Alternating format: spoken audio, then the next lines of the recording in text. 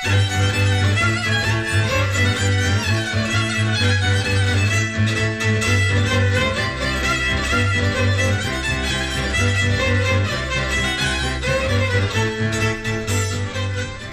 and welcome to Tanchaz Talk, the world's only English language program focusing primarily on Hungarian folk music.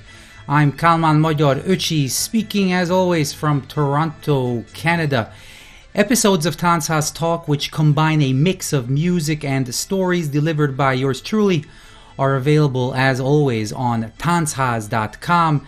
That's Tanchaz.com, or on YouTube. Just search Tanchaz Talk and subscribe so you don't miss anything.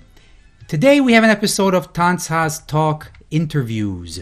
This is where I delve into long-form interviews with a wide array of guests, and episodes of Tanchaz Talk Interviews are available on all popular podcast platforms, including Google, Apple, Spotify, podcast stores. So make sure you subscribe and leave a nice review if you like what you hear. Today I'm excited to have on the program Péter Arendas, Professor Arendas, joining us from Budapest. I have to tell you that when I came up with the concept for the interview series of Tanchaz Talk, Péter, or Peti as I call him, was like one of the prototypical guest that I wanted on. Somebody from Hungary, someone with very, very deep knowledge of what we are talking about on this show generally, always, and someone who speaks English quite well. So before we speak with him, and I'm really excited to have him on the program, let me give you some background for him. Péter was born in 1969 in Dorog, Hungary, which is not too far from Esztergom, northwest of Budapest. He attended the Teachers Training College of Tükrös Lorand University, that's ELTE. He received a diploma in singing, music, and choir conducting. He has a teacher's degree from Liszt Ferenc Academy of Music with honors. And in 2018, this is the big one, folks, he received a musical performance degree from the Liszt Academy, summa cum laude. That's a big deal. He is a doctor of liberal arts, DLA, which is kind of like a PhD, quite similar. He has taught music very extensively at too many places to mention, really, but here are the notables. He taught musicology, music history, and folk music at ELTE, at the Bratislava faculty of the Hungarian Dance Academy. And of course, once again, the biggie here, he is a lecturer and program leader at the Folk Strings Department of Liszt Ferenc Academy of Music. And at Liszt, he's an associate professor, and he focuses on the folk viola, which is the main subject, otherwise known as the kontra or the braccio. Folk string chamber music and repertoire studies. Aside from his academic pursuits, Peti was first known and is still very well known as an outstanding musician. In 1986, he founded the Tükrös folk music ensemble, which has published no less than 7 albums since its establishment. They're household names in Hungary, Australia, Canada, US, and beyond.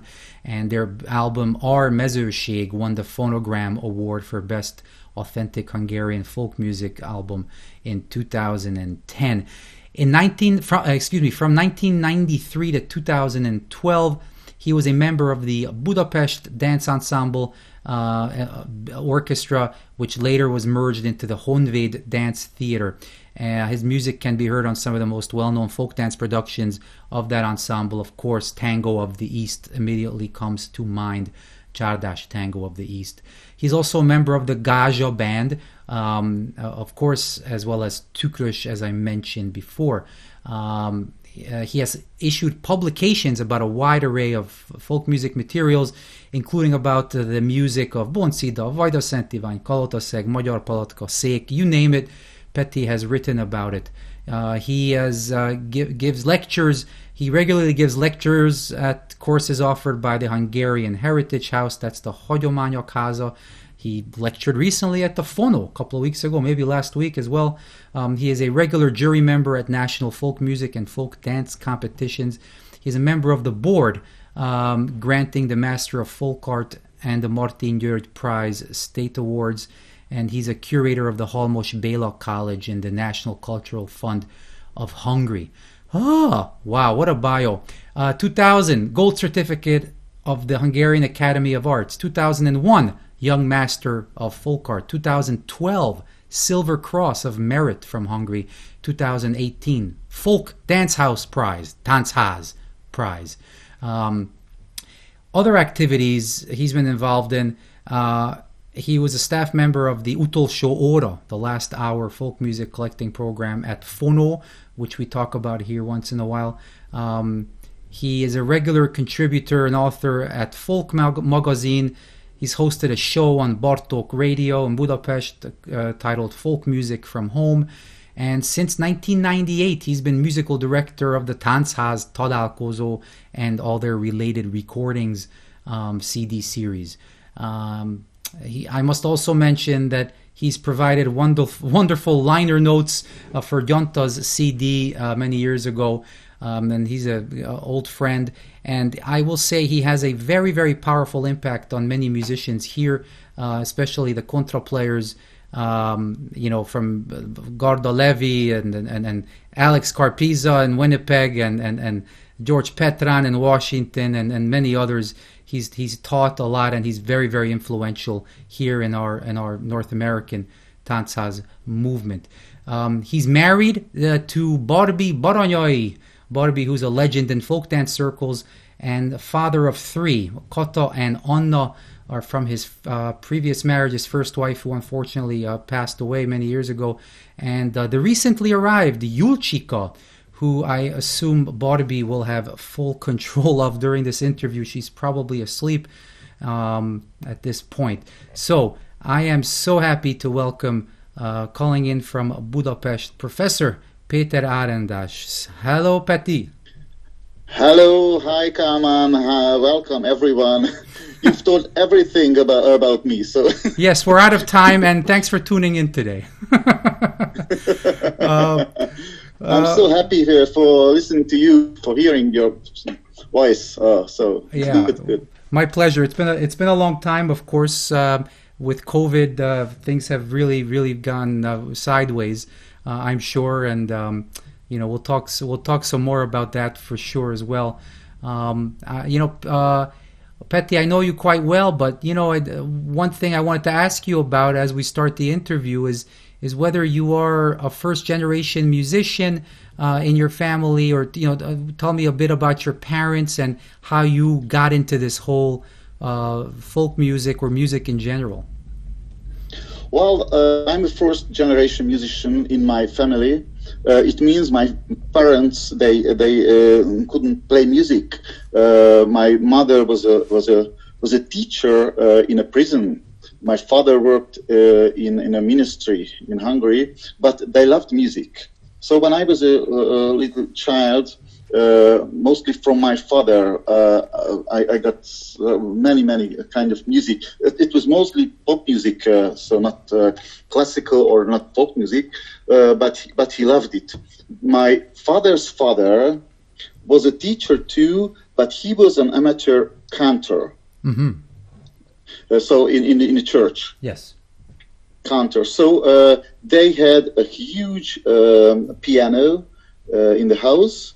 And when I was 4 or 5 or 6, and we went to meet my grandparents, my grandfather played the piano. Mm-hmm. So he could play very well. So that's the only one person in my family who played some instrument. But so the music was around me. Mm-hmm. When I was a small child, I loved singing. Mm-hmm. And I had a good voice. So when I was 6 or 7, and I started the school, the primary school, they asked me, if you want to teach music, it's okay. And I decided, okay, I was 6 or 7, okay, I want to play the piano. So that was my start. So you started playing piano, folk music was completely not on your radar at all, right? Yes. So folk music was much later in my life. So I started to play the piano, and I loved it. So it means I wasn't that student had to play 1 hour a week, and I hated it. No, I loved it. So in the first months we had no piano at home, certainly, but I tried to play it at school, and about 6 months later, my parents decided, so he wants to play, and they bought a piano for me, and it's my piano from now, from there until now, and I loved it. So every day I played the piano, and that's why in a few years later I had the chance to learn the piano in more lessons. It means I was not an A category, I was in B category. It's a talented category, and I learned classical music in the piano, but everything I've heard in the TV, in the movie, in the radio, I tried to play on the piano. And my piano teacher, she told me, okay, if you are so interested in the piano, in the music, okay, let's continue the classical music, but you should start jazz piano. Okay, and I started jazz piano. But I was in about 14, in 15 when I played the classical piano and the jazz piano, and in that time folk music found me because when I went to the secondary grammar school, it was especially folk dance and folk music class. And I was there. I went there not because of the folk music or folk dance, but because we could learn English, and it was it's quite important for me. Okay, they said in the first 2 years you should choose folk dance or folk music. Well, and I was a musician, so okay, let's start folk music, not folk dance. It's quite tiring, and folk music, it would be good. Yeah, it will be good for me. I'm not so interested in folk music, but okay, let's try. What kind of instrument would you like? Well, I play the piano. Okay, let's try the hurdy-gurdy. Oh. Do you know what hurdy-gurdy is? Yeah, the tekeru, the hurdy-gurdy, yes. Yeah, the tekeru, hurdy-gurdy. Wow. Because they have almost the same like on the piano. Yes. And it was quite easy for me to play a melody on hurdy-gurdy. So I knew the sounds, I knew the bilentyű. Yeah, the keyboard. The keyboard is the layout, the same layout as the it's almost the piano. Yeah, it's almost the same. It was very similar. Yeah. And but I didn't know the folk tunes, and I thought that folk music it means playing hurdy-gurdy. It wasn't so enjoyable. Yes. But okay. But in a year later, it was at the Óbudai school. Yeah. It was the first folk music school in Hungary and in Budapest.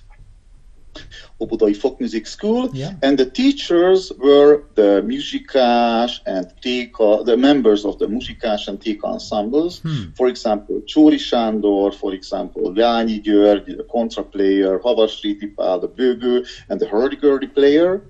And they saw, okay, this guy is not so interested in folk music, but okay, let's go to Tanchaz. Tanchaz, what's Tanchaz? It was in 1984. What is Tanchaz? Okay, just come with me. We will play, and you can listen to folk music. Okay, and that it was a Friday evening, and that was the first time I heard string folk music, and I loved. So I fall in love with Siki music. Oh, it's very good. It's not just hurdy-gurdy and the same sound, but there are chords, so there are different melodies. And on the piano, I loved to find out what kind of chords are in a melody, in a Queen or a Rolling Stones or a Beatles song. So I always thinking about the chords.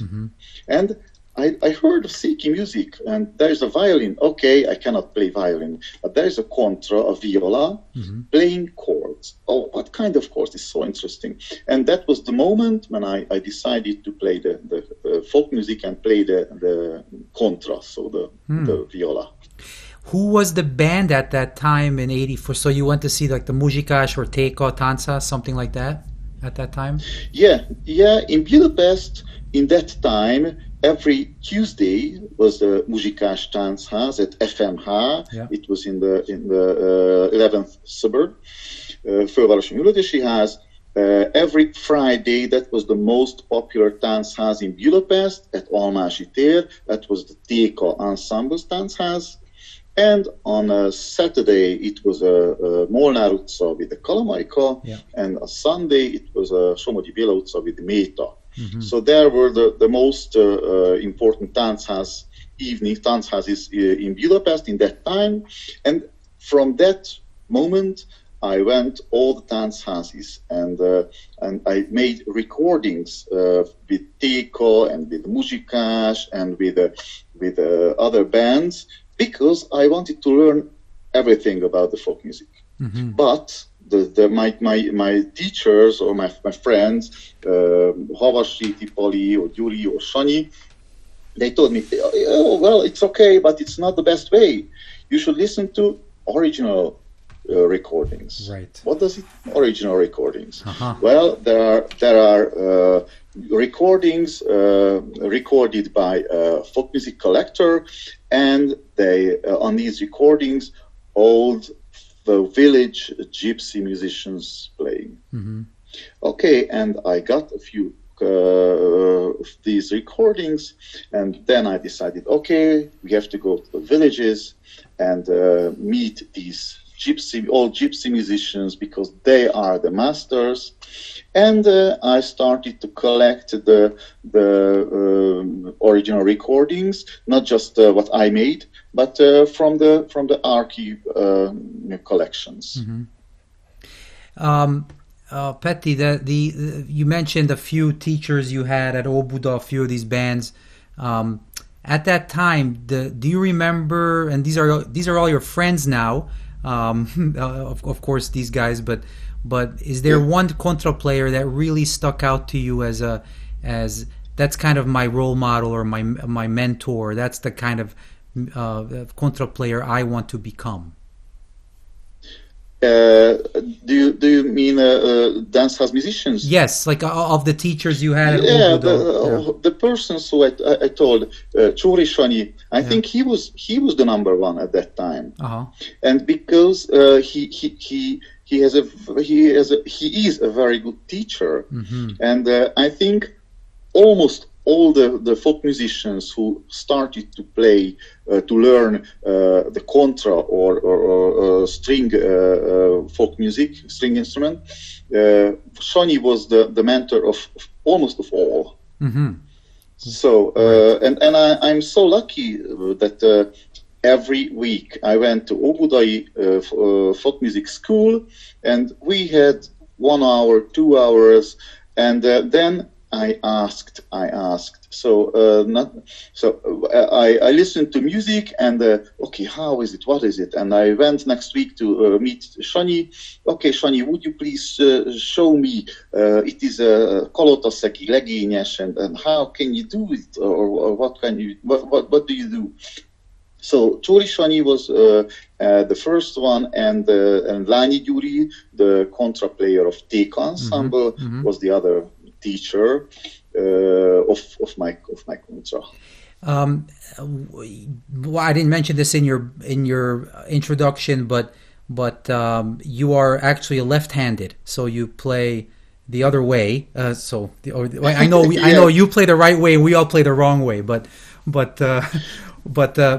how did that come about? That's interesting, because you didn't play violin before. You just are you naturally a lefty? Maybe you can talk a little bit about that. Yeah, because I was a musician, so I knew the sounds. I knew what kind of sounds are in a C major, for example. When the first time I got a contra in my hand,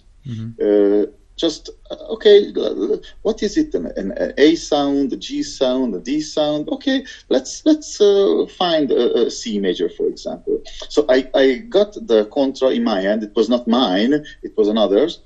And I tried it, and someone, I don't know, I don't remember exactly who was the person. Someone said, "Okay, you change it. Why? Because the contra is you should keep on the other hand, and the bow is in the other hand." And I tried it that way, and it was so uncomfortable.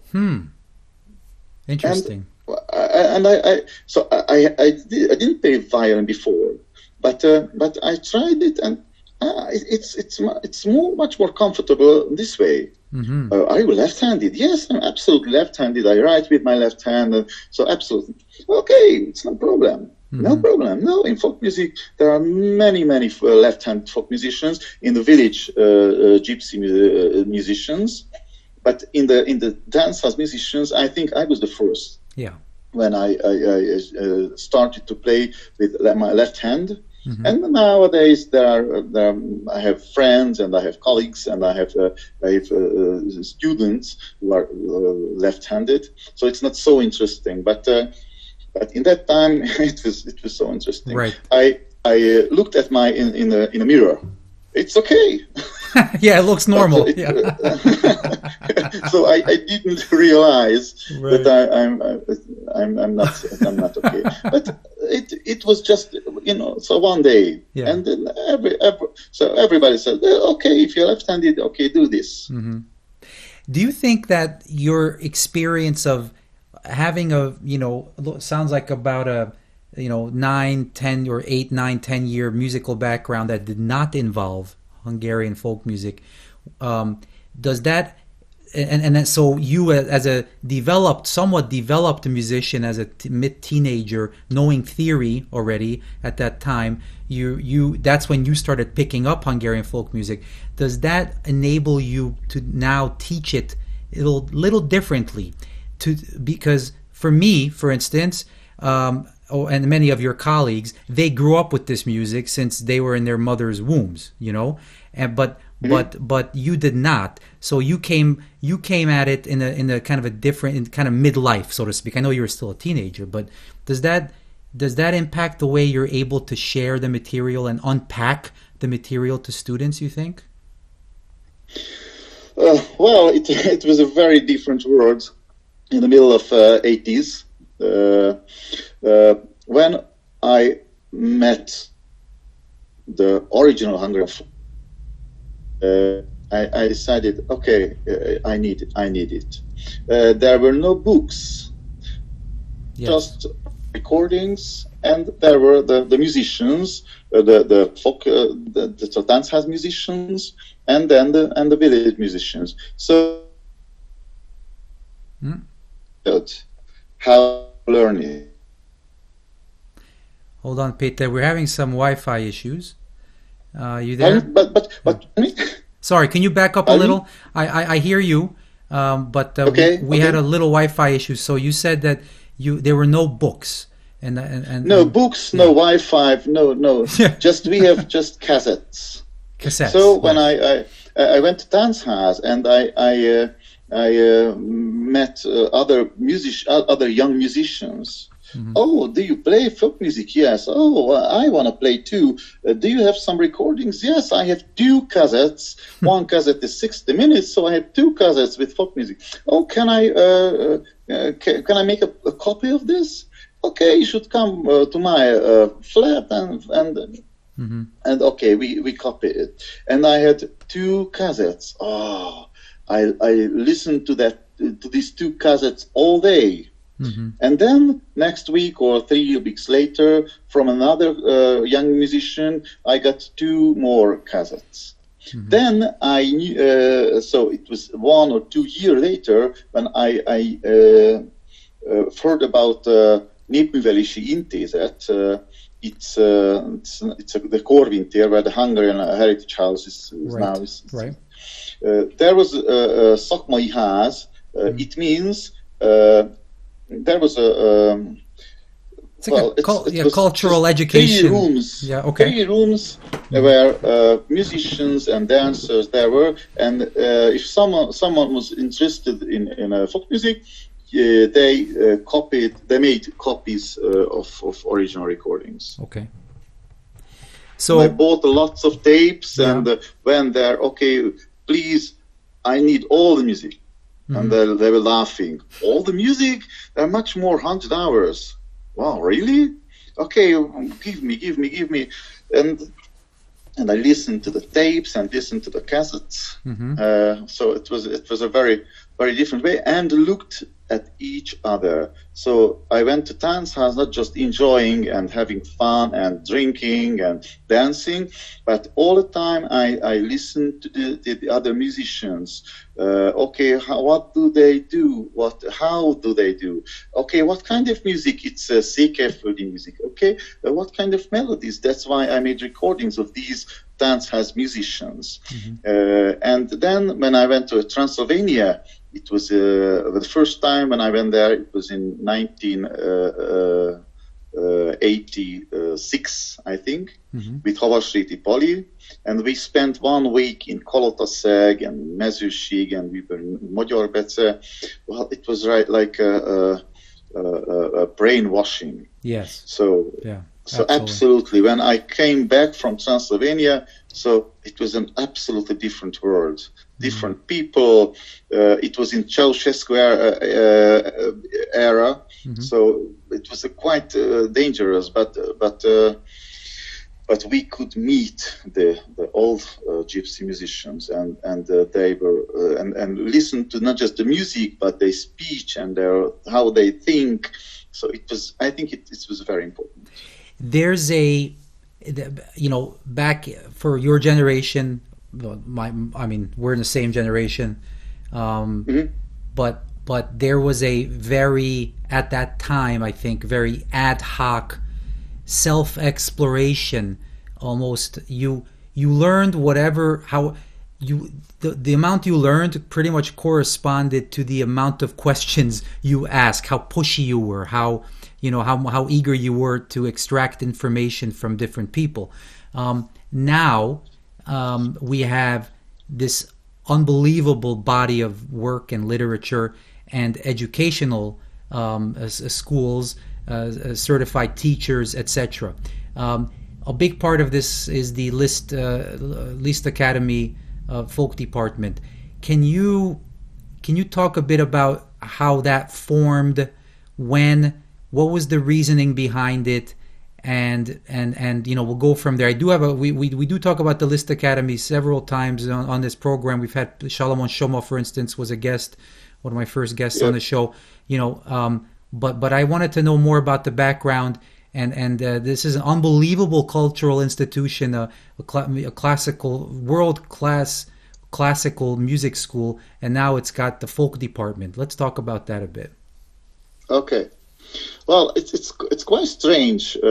Hungary is the country of Bartók Béla and Kodály Zoltán, and in their life they talked about folk music and folk music and folk music, and there was no opportunity to learn folk music in Hungary in the Liszt Academy until 2007. In 2007, the Tanchaz movement was how was it? Was 35 years old, isn't it? Well, yes, yeah, because 1972. Yeah, we started in 1972. Yeah. Oh, hold on, I'm still doing the math. Lots of musicians, lots of courses, lots of summer camps, but there was no university where you can learn Hungarian folk music. So I think why we could start teaching folk music in Liszt Academy is because we had 35 years before. And those musicians, those bands from Halmos Béla to Muzsikás to Téka and so on, and many summer camps and many courses, they were so important for that to go to the Liszt Academy and to tell the rector and to tell the classical teachers that Hungarian folk music is a high level. So in the country of Bartók and Kodály, it's necessary to teach Hungarian folk music in Liszt Academy. And they said, okay, you are right. And so we start. The problem was that most of the teachers who are very good folk musicians, but they had no diploma of a folk musician, of a musician, because there was no. So, for example, except me, I had a classical music teacher diploma, right? Not a folk music, because there was no in university. Yes. But the first years was very special because those musicians who taught the best musicians had no diploma as a music teacher. Why is it important to have or why was it important to have a diploma if you're going to teach folk music? Not folk music. There's just one way. If you want to teach in a university, in a music university, you have to have a music teacher diploma. Oh, I see. Oh, okay. So in 2007, at the very beginning, you were already involved as part of. Just a few of us. Okay. Who else? Who else are there? Who had, for example, Pávai István. Right. He's a fantastic folk music collector, ethnomusicologist. He had a music diploma, for example. Okay. Or Richter Pál, who is the head of the folk music department. He was a doctor and he had a high level diploma. But for example, Juhán Zoltán, I think one of the best flute player in Hungary. He is not a musician. He had another diploma, not a music teacher diploma. So yeah, go ahead. Keep going. Yeah. Okay, and just one more thing. So when I start playing folk music, I had I could go to meet with old village musicians, and unfortunately they passed away. Yes. Their children or grandchildren, they didn't continue this tradition. So I was so lucky, I could ask from Csóri Sanyi, from Lányi Júrió, from Halmos Béla. So I'm not the first generation folk musician, I'm the second. But in the 1980s, there are so many folk musicians in villages, and I could meet them. But so after 2000, just a few musicians, old traditional musicians, could be alive. So now, if you want to learn folk music, you should learn from those people who could learn from the originals. Do you understand? Well, I do understand, although I'm fast forwarding 50, 60 years, when COVID is over. Just kidding. Yeah. But like that's going to be, forget that. That's gone. Like we're all gone. Your generation, second generation's gone. So then that excuse or that I guess incentive, hey, come learn from me because I learned from Silicon Duty, or whatever it is. Instead, I think, and I'm trying, what I'm getting at is the methodology key, is what you guys are teaching, at least. Is it important for musicians and for teachers to be exposed to that and to get their degrees so they understand how to teach? Or is it the material that's important to learn? Well, nowadays we have lots of books. We have lots of notes of folk music. There's internet. So now it's very easy to find some original recording, sound recording or video recording. I think it's very important to listen to them, to watch these videos. So we don't teach from books, from notes. It can help to if you listen to the recording and you don't understand exactly what kind of chord or what kind of note what the musicians play, you can look at the book, but it's not instead of the recordings. So now we when we teach this music, when I explain my students, both are important. You have to know the books, you have to read a lot, you have to know the notes, but you have to watch the videos and listen to recordings.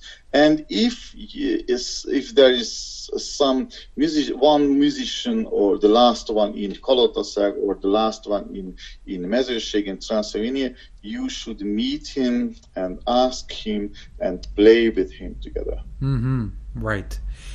It's so interesting, teaching this. It's a live, it's a live thing still in the villages, but that's again, I'm fast forwarding what will my grandchildren, if they want to teach or learn, at least how is that going to go. I figure you're sitting there, Petty, with a laptop or whatever, or a computer, and you guys are with your students, you're watching videos and analyzing, and then they're trying to determine what's going on. Is that the idea? Yes, that's right. And I teach the chamber music of the string instruments, and I think it is very important, because the violinists learning the melodies, the contra players learning the chords and the rhythm, and the bass players learn the rhythm, but we have to rehearse it together. And there are many small things, but which there are no in the books or in the notes. But we have to practice, and I'm there to help them. Okay, be careful of this rhythm is not perfect. They're very so there are small asymmetric rhythms in the Hungarian folk music. So the chamber music, how we work, is very important, because in Hungarian folk music, a bass player or a contra player alone is nothing. So just in a band, right? How we can work. This is a 4-year for the undergraduate. It's a 4-year or 3 or 4 year program. 6 semesters. No, like 6 years. 6 years or semesters? 6 years. 6 years. So it's 12 semesters. Whoa. It means 10 semesters are lessons directly, so contact lessons, and the last 2 semesters are just practicing, learning in a school, and writing the book and so on. So in the last 2 semesters, there are no contact lessons. Okay. Just for 10 semesters. Is it tough to get into? I know the Liszt, like the classical school, is very competitive, and there's a pretty much high rejection rate, I presume, for a lot of instruments. But what's going on in the folk? How's the interest? Well, it's mostly similar in classical music, because we got a music teacher diploma. So it's very important to become not just a good musician, but a good teacher. Mm-hmm. And that's why they have special subjects of teaching, so mm-hmm. about the teaching. Mm-hmm. And at the end, their kontra teachers are not. So in Hungary, we don't need hundreds of kontra teachers, but we need hundreds of folk sing teachers, or, mm-hmm. for example, zither, mm-hmm. or flute, furuja. They are quite popular, and there are many cultural primary schools in Hungary and in the whole Carpathian Basin where good teachers are needed. I have a silly question. Maybe it's a silly question, but I'll ask it. From my profession as a lawyer, I know that there are book smart lawyers, and then there are street smart, or on their feet smart lawyers, right? So this question, I because you are an outstanding academic and you are an outstanding performer and musician, so performing musician, but not everybody's like that.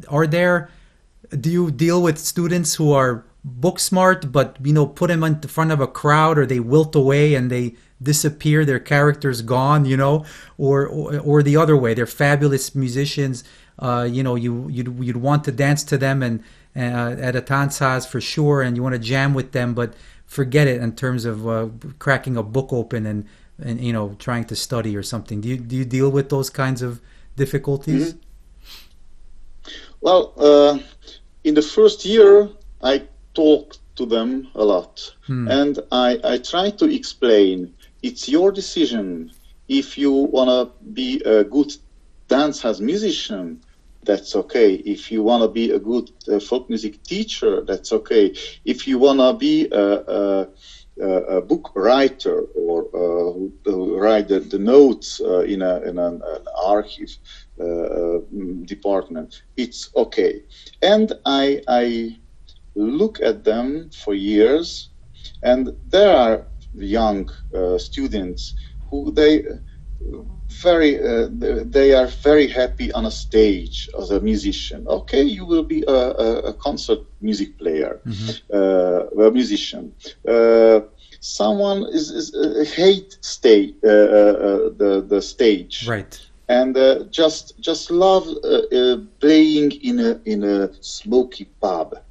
Okay, you are a Tanchaz musician. Yeah. Someone is not a very good music player, but very clever and can write lots of notes. Okay, you should. So you will be a very good writer, for example. I think all of these are very important for us. The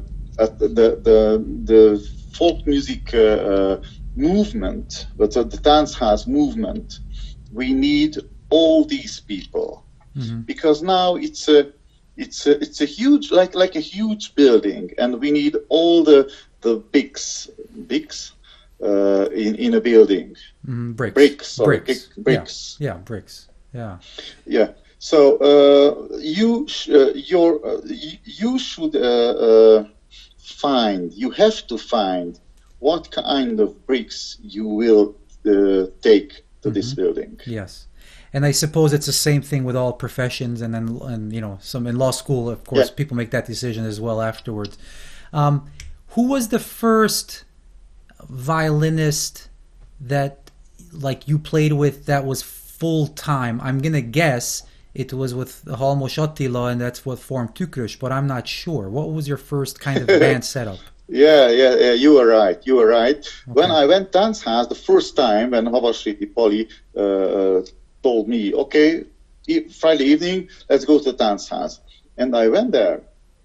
I knew nobody, but there was a young boy, young blonde-haired boy, and he played the whole evening with the old musicians, and he knew all the melodies.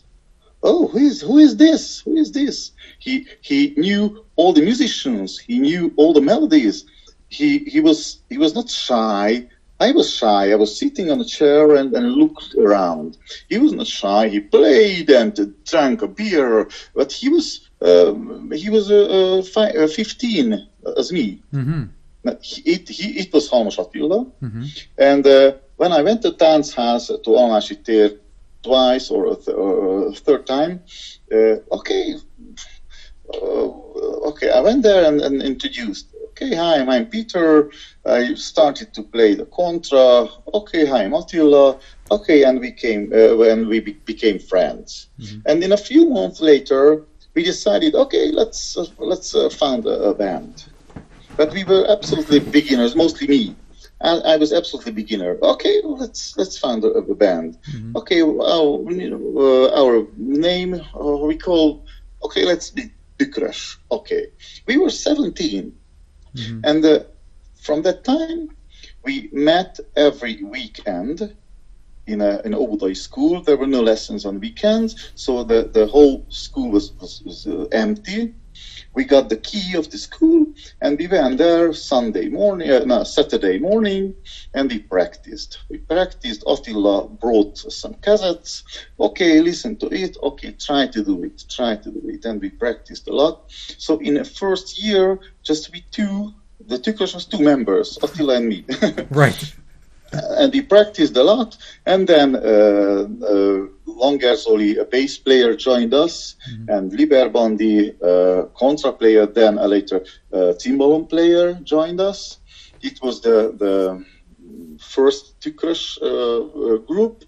Then Langer Zoli, a bass player, he went, so he stopped playing in that time, and then we invited Lelkes Andris and Koncz Gergő.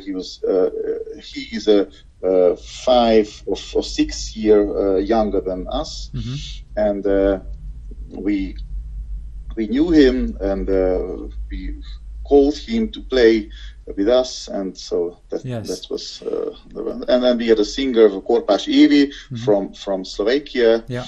So that was there are the Tükrös members, the old members and the members of nowadays. I thought it was. So Attila was my number one. You say he's there. In English, we say he is my first. Okay. I'm just kidding. And I thought, there's a mathematical formula. Do you know Ökrös plus Bürkös equals Tükrös? Did you know that? No, I'm just kidding. So all these groups founded later. Because Ökrös, Ökrös Csabi was older than us. Yes. But in that time, he had a Új Stílus group. Yes, he did, yeah. And Ökrös band founded 1 or 2 years later. Right. The Bürkös is much more younger. They're babies, yeah. The Tükrös band has a very unique sound and I would say a very unique philosophy. The how you guys adhere and stick to the original source material is really unbelievable and really, really striking. Can you talk a little bit about that philosophy, and do you agree with me that it might very well be really the only one, in the last 30 years that I can remember, that's sticking to that in a way, to that philosophy? When we start playing together, we had no philosophy. So we were young. Okay, play. But in that time, when you start playing folk music, there was just one way. It means you have to try to play as the same way like the village musicians are playing. There was no word music in that time. So we decided we will play the traditional folk music in authentic way. Nowadays, there are different folk musicians. There are the word musicians on the stage. They cannot play in the Tanchaz, just thinking and arrange folk music and make CDs and make money concerts on stage. Yeah. There is another way nowadays if you want to be a dance house musician. So we decided we don't want to arrange. We don't want to change the instruments or change the chords or change the rhythms, because what we heard in the village, what we hear on the original recordings, it's perfect for us. It's perfect. So our goal is to learn as much more as it's possible. And not arrange. Right. The folk melody is not a material, but okay, I use and give some guitar and some drum and some special chords of this. No, what we listen to the village bands with that type of bass playing and of contra playing and of violin playing. It's perfect music for us, and we would like to play that way and to learn that way.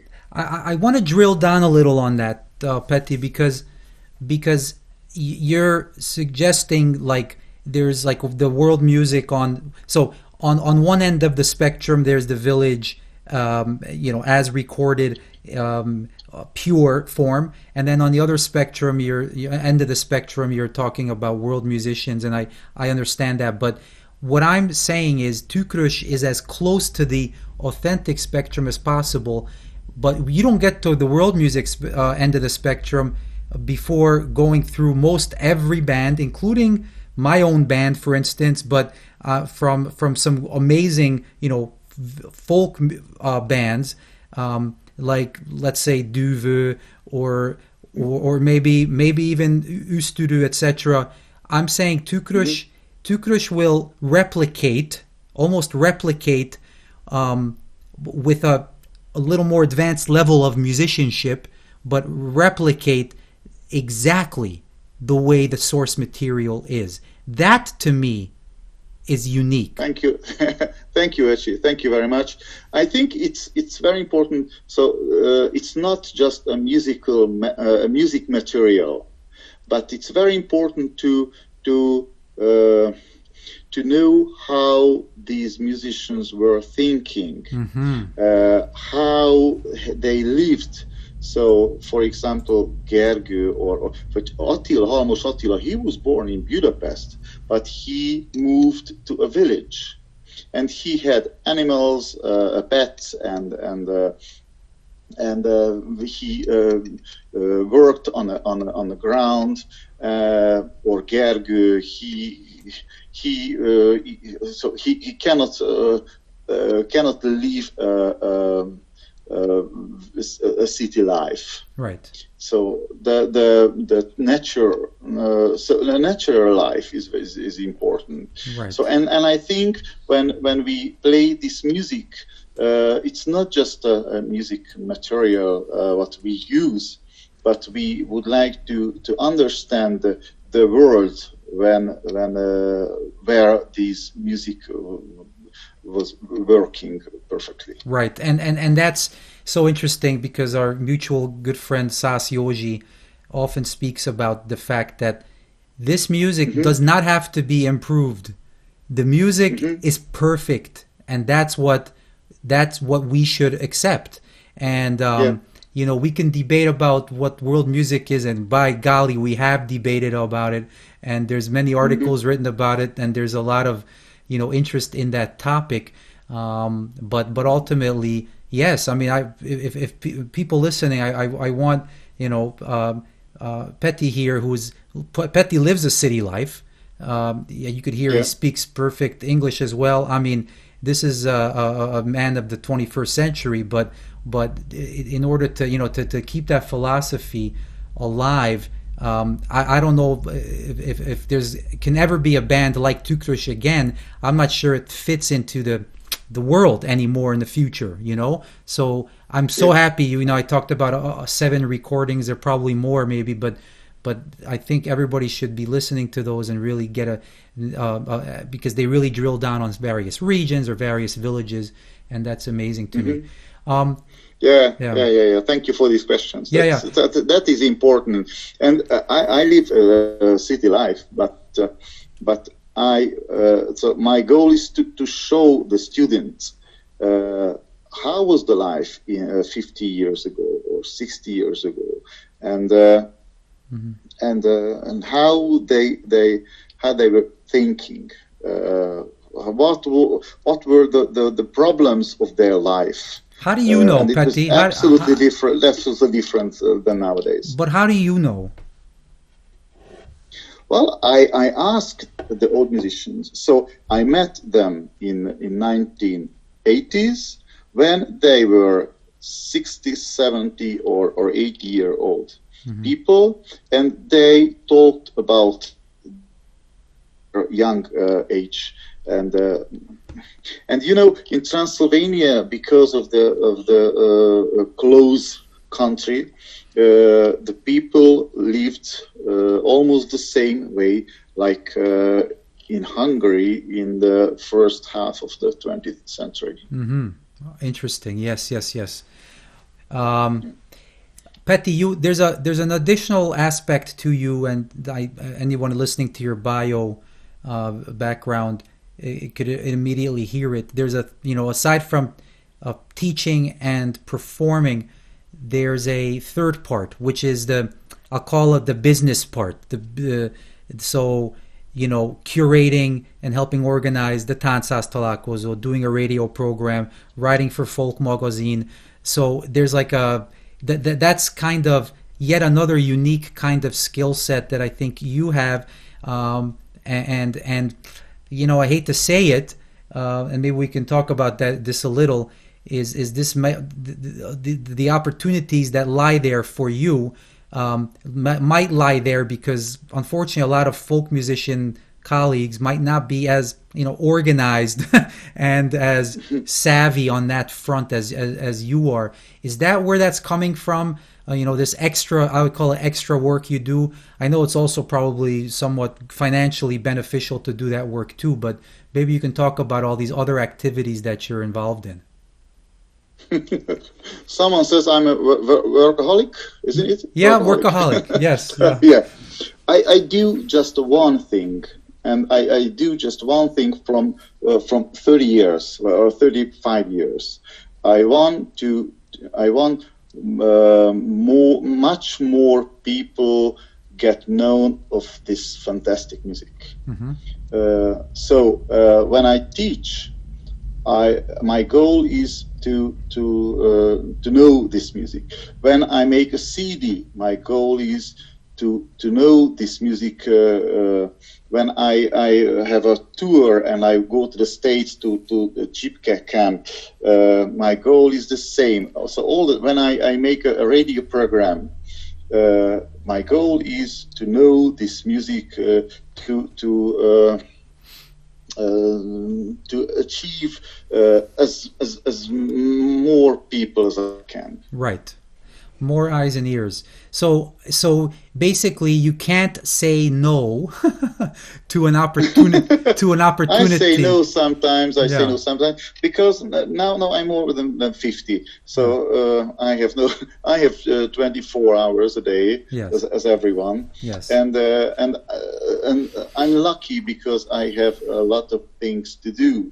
but I had no time for everything. So sometimes I have to say, no, sorry, unfortunately, I cannot do this because I have no more time. But when someone calls me and asks me, and if I think it's important important of my goals, I say, okay, somehow I will do it. Right. Well, all these things, Utolsó óra, Új Pátria, Táncháztalálkozó, Halmos Béla Fund, Martin György Fund, all that stuff, that is all 100% a part of that. This, your name keeps popping up a lot as someone involved in all these things. I guess I'm silently wondering,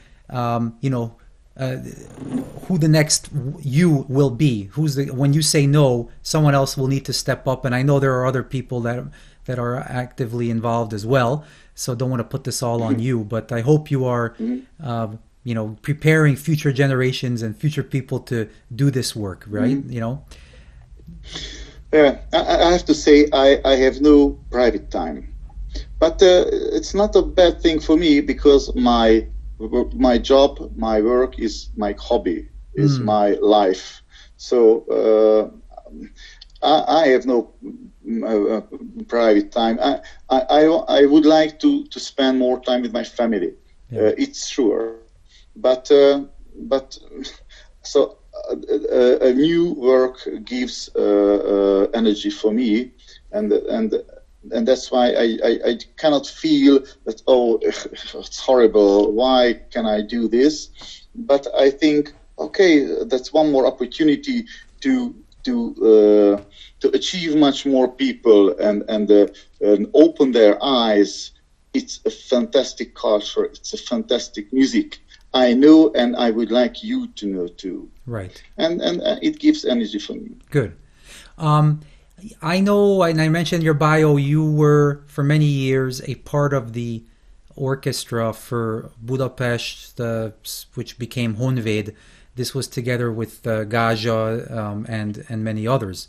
You were the musical director of the ensemble. I wanted to ask you, what's that life like? It might have changed, but doing that as a full-time job, are you going in every day to practices, playing for the dancers, or are you guys doing separate practices? What's that like? Because on paper it sounds like a kind of a fun thing to do, but it sounds like it sounds like it's not without challenges. Why don't you talk about what that part of your life was like back then? Yeah. Well, when I went to Budapest Dance Ensemble, the Kalman Laci was the musical director, and he invited me to be a musician, to be a professional musician with this group. So I started being a professional musician in 1993, and 9 years later, when Kalman Laci went to Hungarian Heritage House as a main director, he told Zsura, okay, you should be the musical director, and it was more 10 years for me. Being as a professional musician in a folk dance group, now I say it's not so easy. It's quite comfortable, because every day the work so the rehearsal starts at 10 and finishes at 2 p.m. So it's just 4 hours. We had to be there practicing with the folk dancers or practicing in a band with the musicians, but 2 p.m. it's over. And you have a lot of free time. In that time, when I was a musician there, I was a teacher too, and I did a lot of things. So I had no free time, but I could do these things after 2 p.m. until the night. And And when you have a performance or a concert, there is no rehearsal during the day. So when we went to a theater in the evening, our job started at 4 p.m. and rehearsal on the stage, and the program at 7, and then went home at 10 or 11 p.m. So it's not a whole day. Now I think now it's much more difficult, because I have to be in the university, I have to be in a Hungarian Heritage House, I have to make a radio program at night or at the weekend. I have to play with Tükrös or with Gása and at the weekend or at night. I had to organize a Táncháztalálkozó, for example. So lot of things. When I was just a professional folk musician, it was quite easier. Now I say this. That time, I enjoyed it, because it's a very good life. You can play what you love. You can travel, what I love. You have success on the stage, clapping people, lots of friends all around the world. So being a professional musician, I think it's a very good life. Now I travel less. Now I have less clapping, but I think it's not a problem for me, because now I'm a bit older and now I have a different the things to do, not as when I was 30 years year old. So is the are the folks that are still playing for these dance groups now, Gása, for instance, is it still the similar schedule? Not non-COVID times, of course. Is it the similar schedule? I think it's the similar, yes. So they start at 10 and finish at 2 p.m. when there is no program in the evening, so no concert or no performance. Right. But now I think now they have much more performances, not during the COVID, but before this COVID, they had lots of performances. So I think they are busy, but you have to do just one thing. So you have one group. You are a member of that group. You know that you have to play this choreography, you have to play this music or dance, this program, and nothing more. So it's now I say it's an easier thing. And now when I have to decide, and I have to find out Sunday evening. Okay, Monday morning I start here, and then I go there. I have 3 hours being here, and then running on to another building, and I have conversations there 2 hours, and then go on. Yes, it's not so easy. No, I know. Well, and to throw even more chaos into the mix, and if you don't mind, I'll bring up a very personal item, which is you have 2 daughters. You have 3 daughters now, but you have 2 daughters, and Anna and Katta, and their mom. So your first wife had passed away, unfortunately, from an illness during that time, right? Like when you were playing full time at for Budapest, right? Yeah, that's right. And why I could do this? Because my first wife was a fantastic woman, and she could help be at home, to being everything perfectly at home. When I got home and I was tired, the food was waiting for me, and everything was okay at home. So I think if you have a family like this, you cannot work as hard. How did you cope after she passed away with the two girls who I think were teenagers at the time. Anna was 11 and Kota was 9. Well, yeah. So how did you deal with that? What kind of help did you receive from the rest of the family? Well, the grandparents helped, and well, it was not a long time because she passed away in 2005, and in that time I knew Barbie. She was a beginner dancer of the dance group.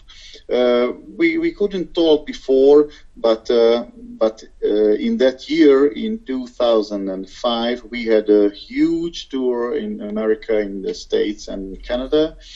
So we spent a lot of time together, and we got known each other. Yeah. And then next year we decided, okay, let's try. And 2007, she moved to my flat. So it means she could help me and help to my daughters for cooking, for washing, and for staying with us. And so last year, at the age of 50, you decided, well, let's do this all over again. You have another daughter now with Barbie. Yeah, it was my 50-year present. Yeah, some people get a Ferrari, but you got a Yulchi, you know. Yes. Tell what's that like being an older father, so to speak, with all due respect, you know, at this age and still running around, as you mentioned, with your hectic, crazy schedule. what is you know, what's that like? I enjoy it so much. It's different when you are 25 or 30 years old.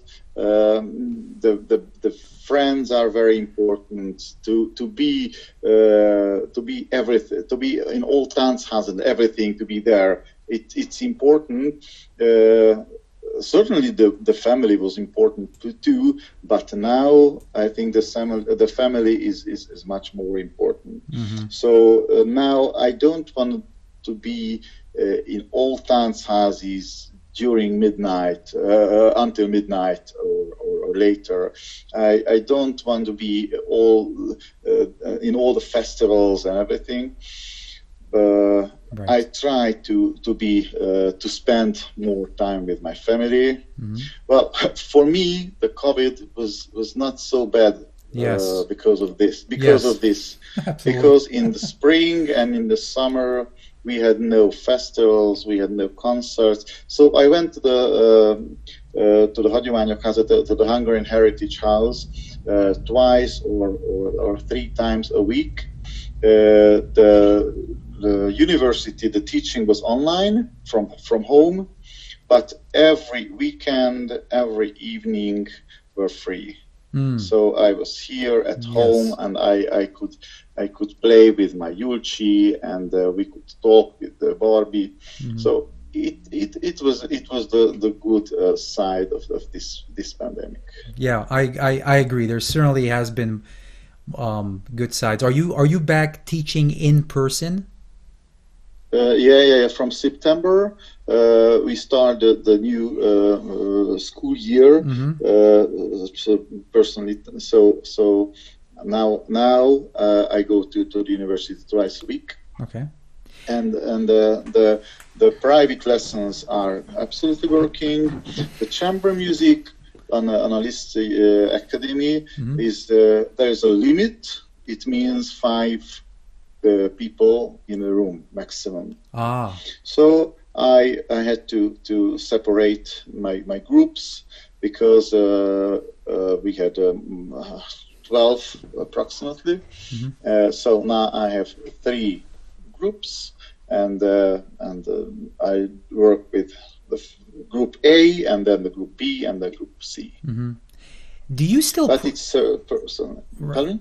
Do you still practice? Do you practice the kontra or the? Oh yeah. Well, yes. Yes. When I am not at home because Yuchi is young and she's sleeping during the day, but in university, often when I finish my lesson and the student is going away, I practice half an hour or more when I have some special concert. For example, I've been playing for 20 years with a professional clarinet player. He's a classical musician, but he plays folk music with tárogató. His name is Kisgyé Laci. And because he is a classical musician, we play many. Would you please help me? Kortárs zenemű. Yeah, contemporary pieces. Contemporary pieces, yes. Composing by tárogató and kontra and double bass. And it's so there are fixed pieces. So we have to practice it as a classical musician. So, for example, when we have a concert like this, I have to practice a lot. But sometimes just thinking, okay, some legényes rhythm, special rhythms, or szökős special rhythms, or if I have a weekend course, for example, thinking, okay, what we will do and how we will do, and I practice them. So it would be better if I could practice more. So I cannot practice 5 hours a day or more. But so every week, few times, I try to find some time for practicing. Right, because the intonation, right, it's so important. Especially I mean, 3-string and the 4-string, obviously, and the 5-string, I guess, if you play Nagysajoi stuff.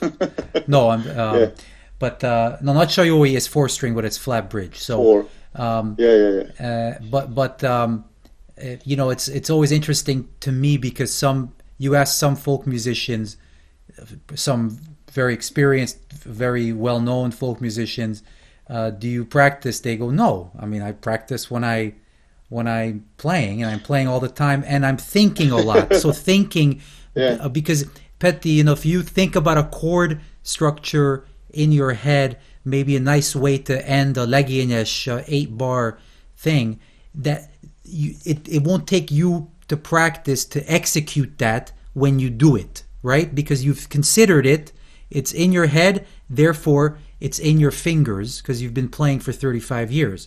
So so I have to practice. One of I don't remember the name of this worldwide well-known piano player who told, if I miss one day when no practicing, I feel it. If I miss 2 days and no practicing, my families feel it. If I miss 3 days, the audience, the world. So everybody will listen, will feel it. So I've heard it's that, like a running. If you run every day, you are in a good condition. If not, you are not in good condition. But you know how can run. It was very strange in the spring when we missed weeks for no instrument. So when I at home, when I was teaching online, certainly my instrument was in my hand, but to show it for a minute or 2 minutes, it's absolutely different than playing in a dance house for hours. Yes. And we missed it, dance house music. And when in July, the first time when we went and with Tükrös and played together, it was very strange to play for hours. It was very and I'm lucky because Székely Levente is living very close to my house, and he had the same problem. Okay, I would like to play, but it's not possible. And we had 2 times when we went to their house, and Levente and me, we played half an hour, so it was very good. But so I have to play and practice more. Well, we have not yet had that here, Petty. We're still in lockdown mode very much, and we don't know when the next. I know everything through July at least. Through January is probably canceled. So we're still looking to, So I am very curious what that's going to feel like. I did play with a guitarist a few weeks ago at a house party outdoors. It was country music, kind of just jamming, but the feeling of being able to communicate with another musician again after 5-6 months of not doing it is very powerful. It's interesting. Well, we're down to the last few minutes, and I wanted to ask you kind of some more off the wall questions, if you'll humor me. So when you're interested in listening in a car or whatever, some friends come over, you put some music on. It has to be Hungarian folk music, and it's not Tükrös or any source material. So you have to listen to another band, another Hungarian folk band. Who do you like to put on there? Who do you like to listen to? Okay, I never listen to Tükrös. Okay. And sometimes I listen to other folk bands because of the radio programs. So when I get a new CD and I make a radio program of that, certainly I have to listen to that. But mostly I listen to original recordings because for me that is the best way. But I don't listen to just folk music. So I often listen to classical music. For example, Baroque area is my favorite. So I have CDs in my car with Baroque CDs, and I made own written CDs with original folk recordings. Okay, you're very good. You should have gone to law school because you didn't answer the question. So, okay. You have to recommend. What I'm looking for is recommendations, other revival bands, studio type recordings. Okay. So I think there are very good young bands now in Hungary, but my bands are the older one. Like Üstürü? Like... hold on. Oh no, I lost you. Hold on, I lost you. Absolutely the same way what we think with Tükrös. I love Tükrös CDs. I love Téka CDs, for example, or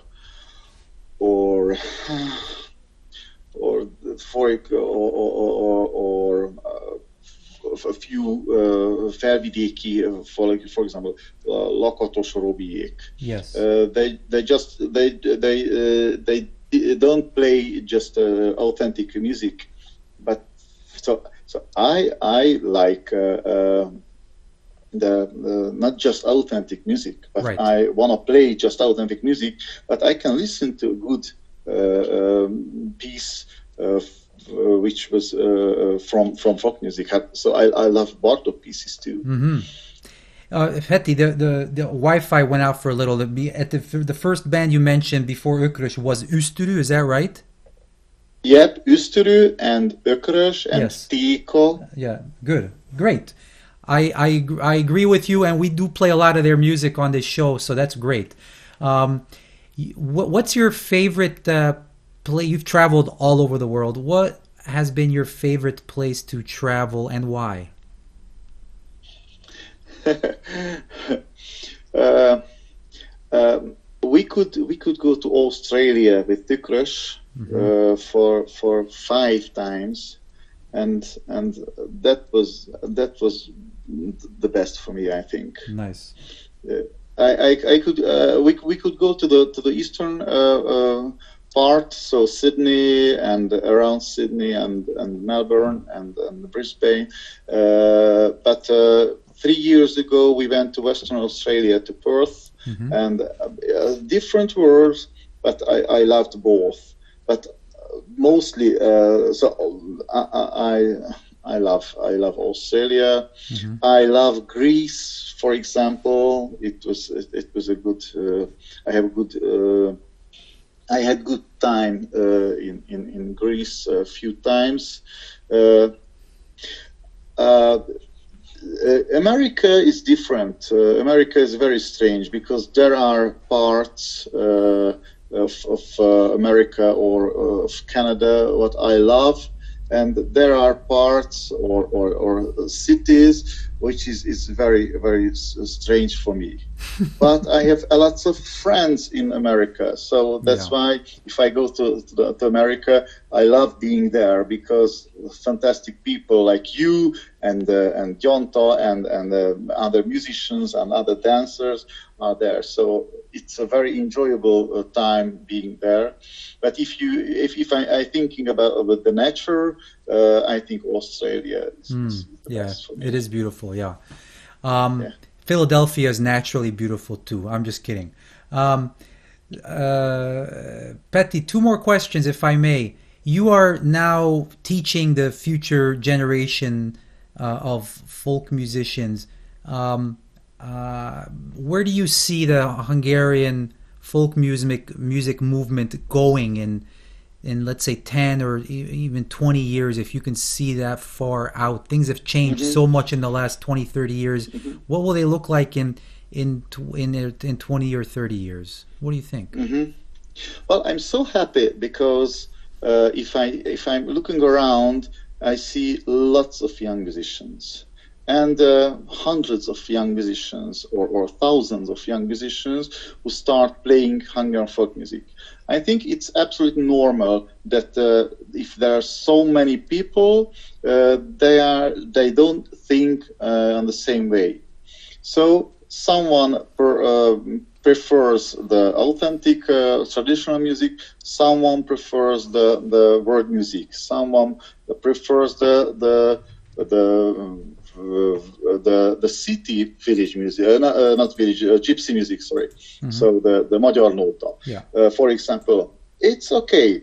I think about 10 or 15 years ago started a special thing when a young musician started to love the city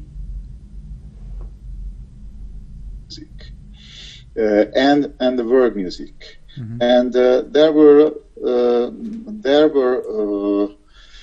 much more folk musicians who were authentic music players before, and they start to play world music. For example, you told me Soma. For example, Buda Folk Band. Yes. When they were a child, they learned the traditional authentic music, and then they start to play the world music.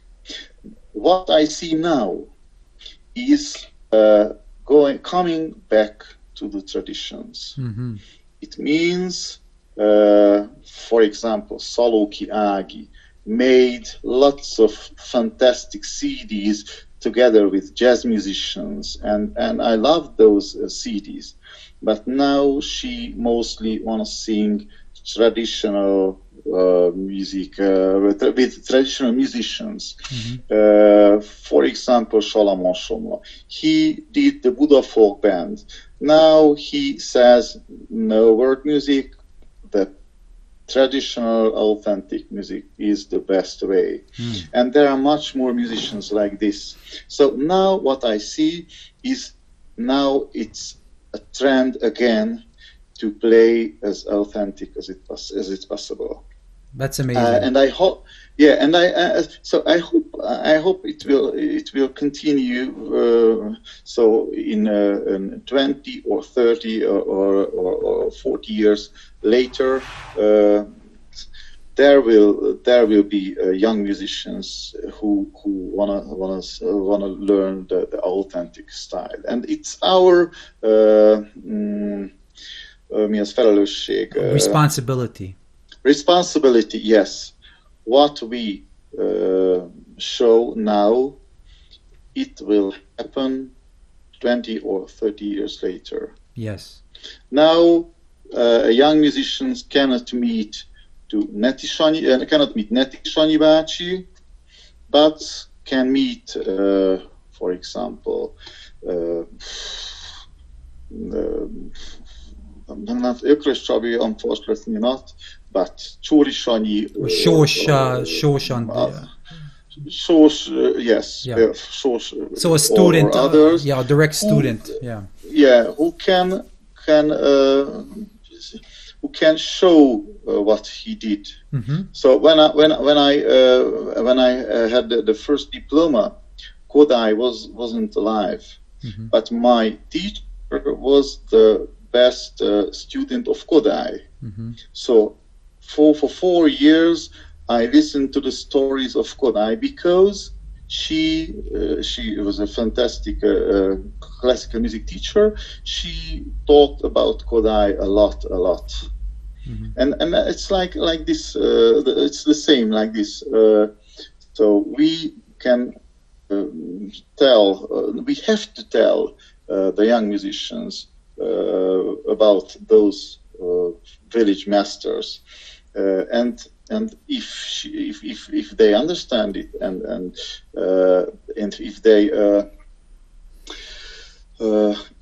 they know why the video recordings are so important, and then the original sound recordings why are so important, they can teach the young musicians 20 years later the same thing.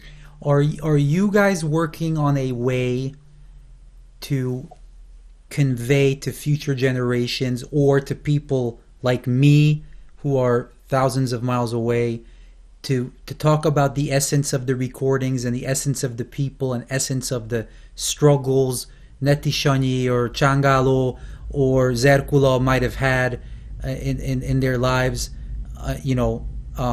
so we understand that when we're in the future looking back at these recordings?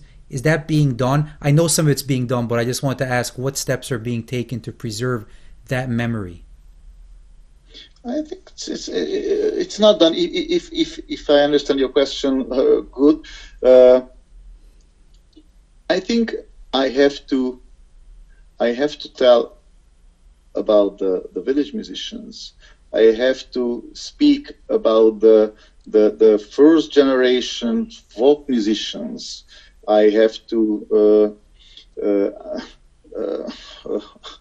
how to explain. So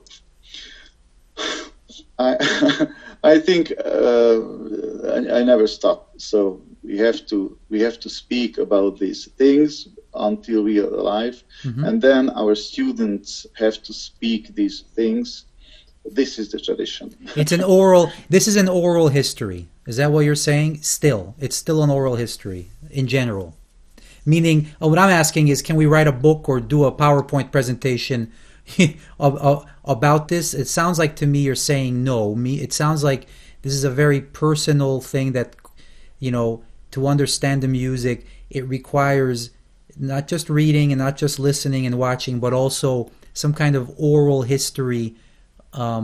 It's almost a discussion that needs to happen about a particular person or a particular recording or whatever that is, right? To really understand the essence of it. Yeah. And I think it's important to show that it's not what I told you. So it's not just a material. It's not just a music material, or it's just a culture what we have to keep and we have to do. it's our life. Mm-hmm. So when I want to have fun, I go to Tanchaz, and I don't go to a disco or a heavy metal concert, because it's not my life. It's another life. Right. My life is this, and I don't. So I do this because I want to do this, and no one said, if you are a clever man, you have to keep the traditions. Mm-hmm. But it isn't my life. No. Absolutely. No other way for me. Yes. Well, no one does it more or better, in my view, than you, Petty. We're very lucky to not just have you on the show, but also the fact that you speak English. You've been able to convey a lot of your thoughts, and I really appreciate everything you're doing for the Tanchaz movement, and for us here as well in North America. Before I leave you, I have one very important question that Alex Carpiza from Winnipeg, one of your students, kontra students, wanted me to ask you, which is, when you're making a fröccs, what is the ideal szódavíz to bor ratio in your opinion?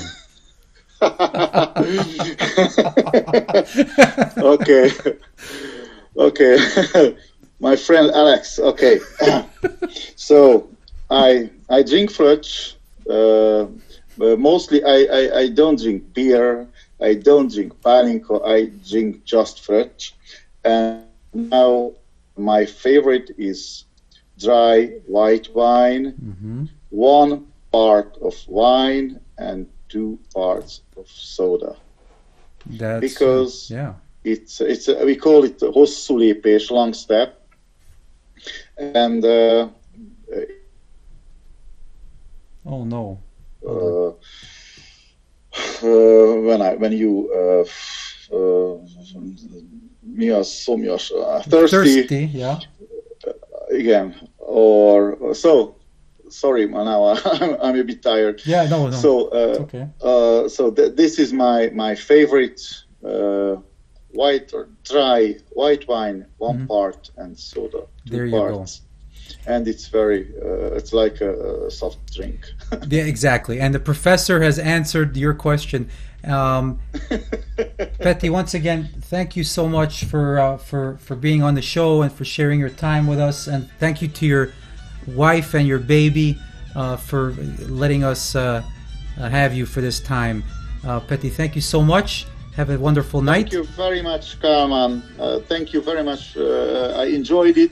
I beg your pardon by the end. I'm a bit tired, but I'm so sorry if I no, it was great. Something wrong in English. No, I tried to explain. It was great. Thank you. I enjoyed it so much. Thank you very much. And on behalf of Tanchaz Talk and myself, Kalman Magyar Öcsi, and Professor Péter Arendas, have a wonderful time and see you next time.